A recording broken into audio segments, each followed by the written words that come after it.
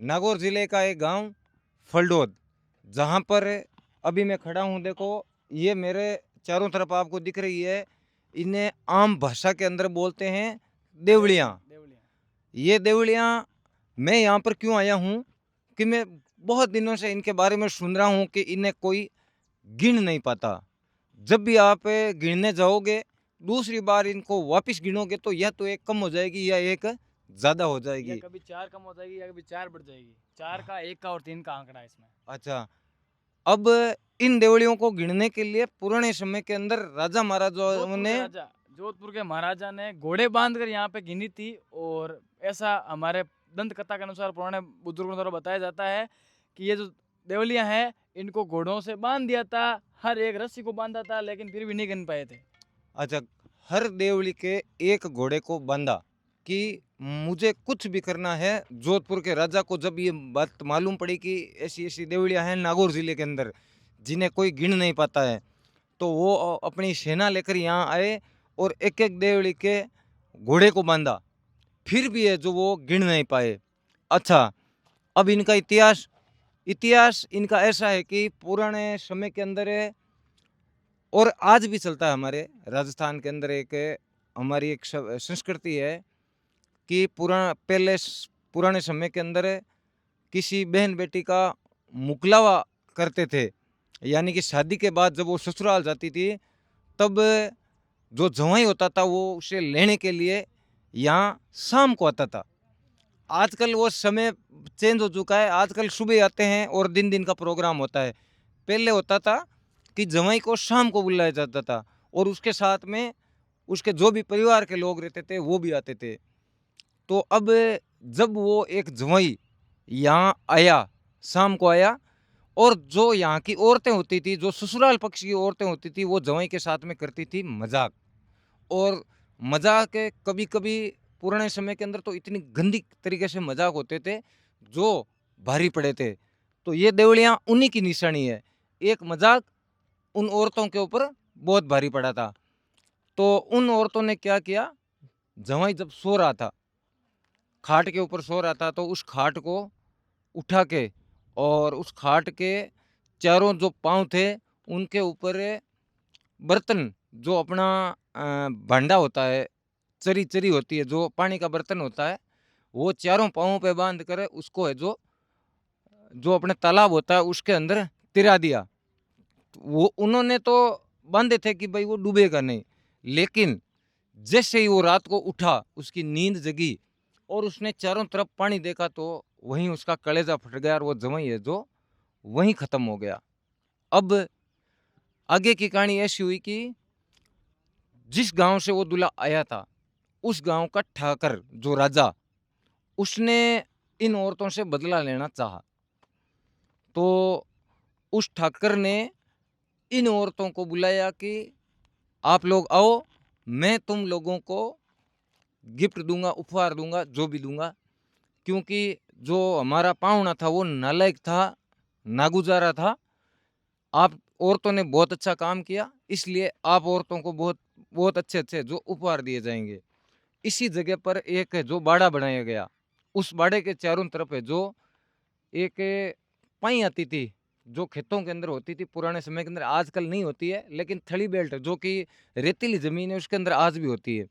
उस पाई से चारों तरफ है जो बाढ़ करी गई और एक बाड़ा बनाया गया और इन औरतों को है जो यहाँ बुलाया गया।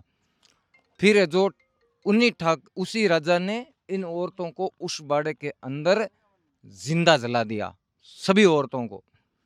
तो उसके अंदर औरतें थी 60, 60 औरतें थी। 60 थोड़ी सी, 60 से कम भी हो सकती है, 60 से ज़्यादा भी हो सकती है।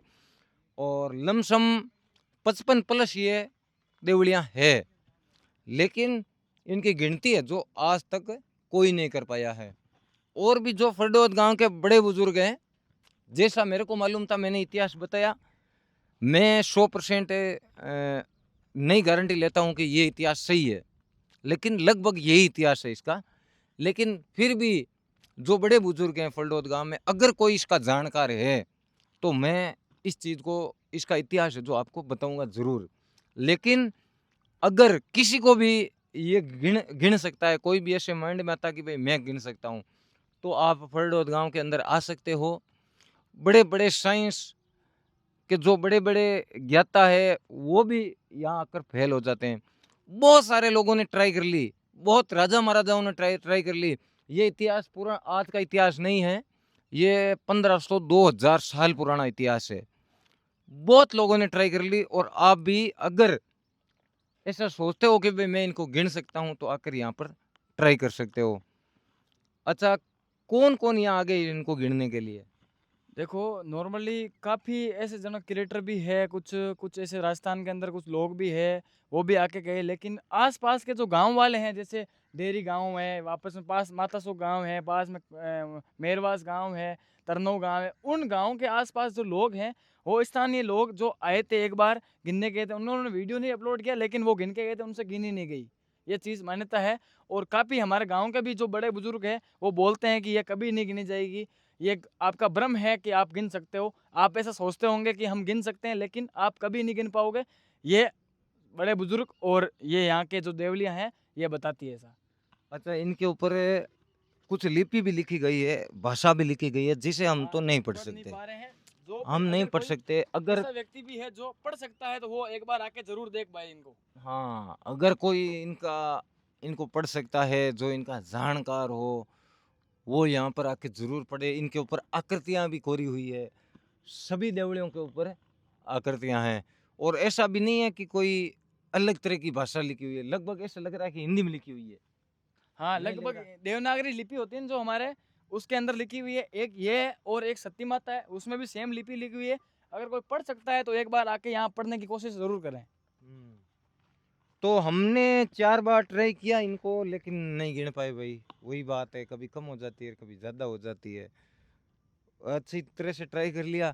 चलो, जोधपुर के राजा ने अगर घोड़े बांध के ट्राई कर लिया, वो नहीं गिन पाया, तो हम तो क्या ही गिन पाएंगे। लेकिन काफ़ी दिन से मेरे माइंड में चल रहा था, मैं इस चीज़ की वीडियो देख रहा था, फिर मुझे भी लगा कि अपने को भी चलना चाहिए। एक बार है जो अपना माइंड है जो यहाँ इस्तेमाल करना चाहिए, क्या पता है जो मैं गिन पाऊँ। मेरे को वहाँ बैठे बैठे लग रहा था, लेकिन यहाँ आने के बाद में नहीं गिन पा रहा हूँ। कभी तो 4 ज़्यादा और कभी 3 कम। तो भाषा हम देखेंगे अभी। देखो, भाषा तो भाई कौन सी लिपि है ये? ये देवनागरी लिपि बोलते हैं इसको। देवनागरी लिपि। और हमारे जैसे बड़े बुजुर्ग होते हैं, उनसे पहले के जो लोग थे वो उनको पढ़ते थे, लेकिन अब बहुत कम लोग हैं जो इनको जानते हैं या पढ़ पाते हैं। अच्छा, ये उस समय की भाषा हाँ, ही उस है समय की तो। भाषा ही है जो ऐसे मतलब लिखी जाती थी भाई, कटी पुटी भाषा, मतलब अच्छा, एक टूटी भाषा। जब राजा के द्वारा यहाँ औरतों को जलाया गया था, तो क्या संख्या, कुछ संख्या मालूम है कि भाई इतनी अब औरतें थी? समथिंग अंदाज लगाते हैं तो बड़े बुजुर्ग बोलते हैं 40 से 42 के बीच के, मन 40-45 लगभग 40 के अंदाज से कुछ औरतें थी। औरतें थी, जिनमें से उनके अंदर औरतें बोलते हैं 8, 10 या 15 औरतें ही लास्ट थी जो वहाँ पे थी, जिस कार्य मतलब जिसने कार्यक्रम को अच्छा। अंजाम दिया। लेकिन उसके बाद तो लालच में आकर बाकी सारे औरतें यहाँ पे आ गई थी। हाँ, लालच के अंदर बाकी ज्यादा औरतें आ हाँ, गई। और आ गई थी, उसकी वजह से ये मतलब ये सीन अच्छा, हो गया जो था। जिन्होंने जलाया था वो फरडोद गांव के ठाकर थे, या उस जो जमाई आया था उस गांव के ठाकर नहीं थे? नहीं, फरडोद गांव के ही थे। फरडोद गांव के हाँ, ठाकर ये थे। हमारे बड़े बुजुर्गों की वो दंत कथा के अनुसार मानते हैं, फरडोद गांव के ही ठाकर थे वो, जिन्होंने इनको जलाया था। और उन्होंने मतलब कुछ इनाम देने के लिए या कुछ उपहार देने के लिए बोलकर ऐसे करके इनको जलाया था। अच्छा, तो ये इतिहास है नागौर जिले के फरडोद गांव का। अगर किसी को देखना हो तो यहाँ आ सकता है। थोड़ा सा ही रोड से थोड़ा सा ही दूर है, आप आके और यहाँ देख सकते हैं। किस एरिया है वो, कहीं एरिया को नाम? अंगोर अंगोर अंगोर। अच्छा, तालाब गंगोर है वो? हाँ, तालाब की अंगोर है, तेजाजी के मंदिर के पास में। अच्छा, इनकी पूजा भी करते हो? पूजा करते हैं, कभी कभी गांव वाले जब आते हैं तब इनकी पूजा होती है, लेकिन नियमित रूप से इनकी पूजा नहीं होती है। अच्छा। नियमित रूप से कोई यहाँ पुजारी या कोई नहीं है, लेकिन गांव वाले कभी कभी इनको ये जो ऐसे पड़े हैं ना, ये यहाँ हाँ। पे लगा के जाते हैं, अगरबत्ती भी लगे जाते हैं। यहाँ पास में काला और गोरा भैरू भी है। आप एक बार अच्छा। कैमरामैन भाई साहब दिखाइए।